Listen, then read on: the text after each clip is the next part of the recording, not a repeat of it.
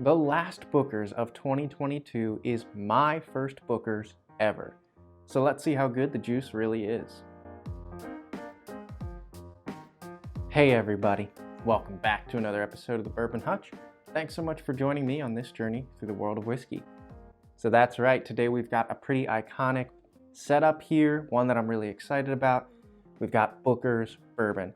This is actually my first bottle that I've ever owned. I have tasted a glass before, but this is going to basically be a whole new experience for me, which is awesome. So first, to just give you a rundown of Booker's Bourbon in general, since this is new for me, it's a long history here from Jim Beam Distillery.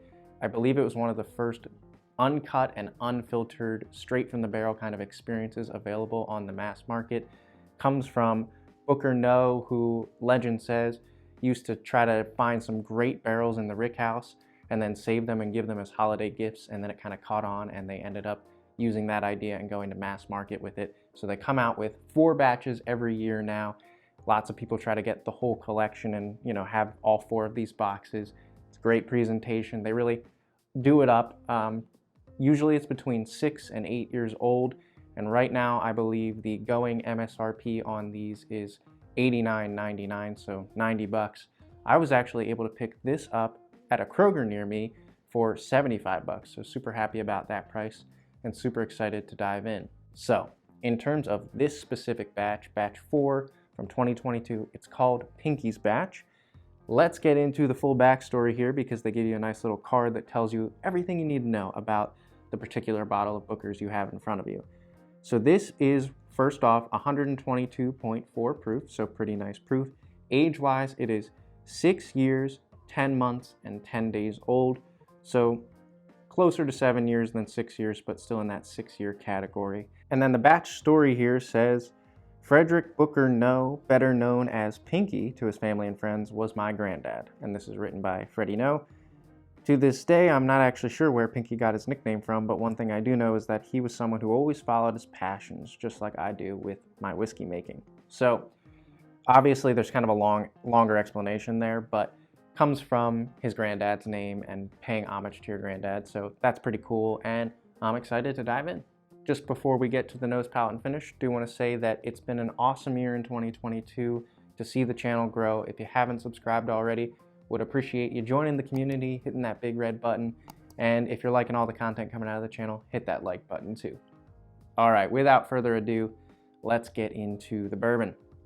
So I've been letting this actually sit for a good probably 15-20 minutes now, just because I did crack it open already and it was a pretty hot experience for me, so I wanted to give this some time to open up, and I know that Booker's in general usually has some hefty heat, so let's dive in on the nose.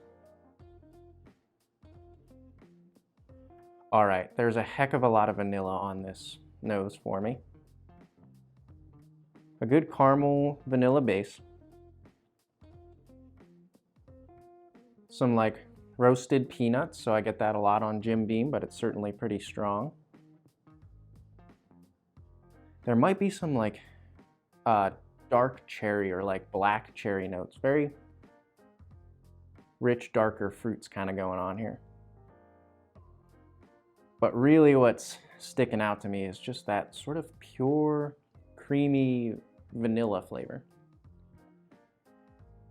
And while some of the ethanol has certainly whisked off here and dissipated, there's certainly still a pretty hefty alcohol punch here.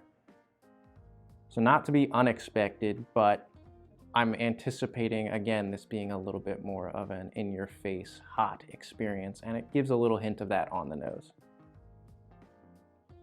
But kind of your standard Jim Beam profile with really good heft, and that vanilla is really jumping out of the glass. All right, let's get into the first sip here on the palate. Cheers, everybody.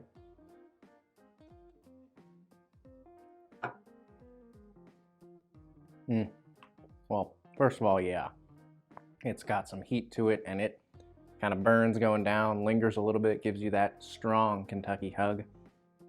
But there's some really nice flavors in here. There's a heck of a lot of that roasted peanut note jump to the top for me with a caramel presence to it. That vanilla is certainly there.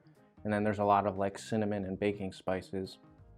A little bit less of that like dark fruit. I feel like that came through more on the nose and less on the palate. It's really got this like spicy candy bar like quality, like those peanuts, chocolate, maybe a little bit of chocolate and some caramel, and then vanilla wrapped all around that. But again, it is spicy and it is alcohol punchy there for sure. All right, let's get into the second sip here. See, now that the palate's acclimated, see if we can pick out some more flavors here. Cheers, everybody.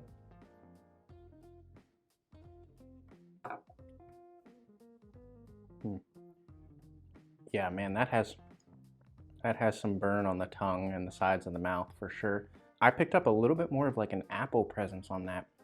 Let's actually go back to the nose, see if we can. Yeah, there might be some of that going on too, just like a nice juicy red apple kind of experience, but got that on the palate, so added a little bit layer of fruit, but almost everything else stayed pretty much the same.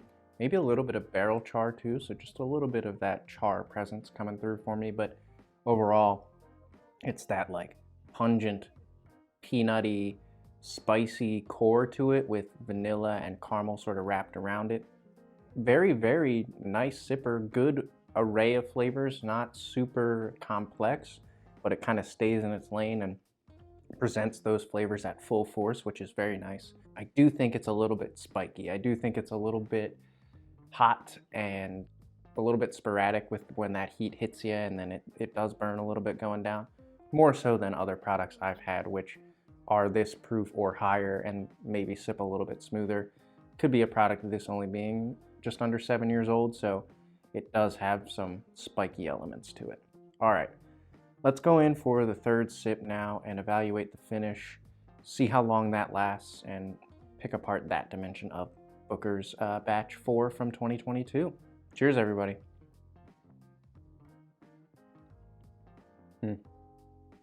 Yeah, the finish is hot. I think I'm struggling with the finish the most out of anything in this whiskey right now. I feel like the heat and the burn are just a little bit too much for me on the finish, and that kind of overwhelms some of the other sweeter flavors. They do stick around, and it's a pretty long finish because of the heat, and the heat lets some of those other flavors linger too with it, like the vanilla, a little bit of that peanutty, spicy cinnamon, obviously, but the component of it that just kind of burn is a little bit overwhelming. So I really appreciate how the middle of the whiskey is an explosion of vanilla, peanuts, cinnamon, a little bit of that apple. Really, really nice. Just feel like it's a little bit hot and spiky on the finish. So if I had a critique, that would certainly be it for this whiskey. All right, so final thoughts here on Booker's Pinkie's batch 4 from 2022. Again, this is my first experience with Booker's owning a bottle, so I have nothing really as a reference point to compare this to, but it's kind of exactly what I was expecting and what I've heard, which is kind of high-octane whiskey. It's very Jim Beam, those central flavors for Jim Beam, the peanut, the cinnamon and spice, the vanilla, the caramel, that's being presented at full force, and that is very delightful. The mid palate of this really shines for me. I just think it's a little bit spiky at times for me, and I think that's probably a product of it being about 6 years and 10 months, so not necessarily the oldest whiskey, maybe hasn't had time to get super well rounded, but since Booker's really is known as a punch you in the face whiskey, I can certainly say, yep, it is that for sure, and it has a lot of flavor, punch, and drive because of it. We'll have to see how this one opens up as well, just see if it gets a little bit more complexity here, because I think it's sort of operating on 4 or 5 flavor channels and doing them at full force, but isn't the most complex whiskey I've ever had. Still enjoying it, love the punch you in the face nature of it. Guess the question really is this worth 90 bucks? Well, the 75 I paid for it makes me feel a little bit better about it. I don't know if I would pay 90 bucks for this. I think it probably sits a lot better in that $60 to $70 range. And I know that it used to be that, and it's gone up and up in price.